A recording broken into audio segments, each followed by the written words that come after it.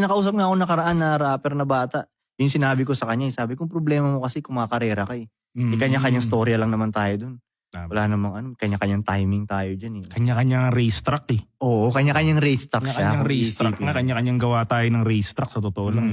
So, walang sense makipagkarera sa magkaibang racetrack. Oo, di ba? Anong sense, di ba? Oo, iba yun. Ako nga, 46 years old, dun pala naging podcaster eh. Yun na nga, di ba? Kanya-kanyang timing, di ba? Kanya-kanyang timing nga, di ba? Kanya-kanyang timing siya. Pag sinabing 46, bawal na. Oo, Exactly. di ba? Exactly. Di ba? Actually, mas maganda pa nga yun. Isipin mo, yung ibang 46, Hindi magawa yan. wala na, hindi na magawa Wala yun. na, Masyado na sumuko silang na. 46. Mas mahirap. Di ba? Masyado kang 46 di ba? Masyado ka na Malaya. Eh kung iisipin mo nga, dapat ang life, pag patanda ka ng patanda, mas malaya. Mas malaya ka. Mas nakakapaglaro ka dapat. Oo, mas nagagawa mo yung gusto mo. Ang ginawa ng mundo, baliktad.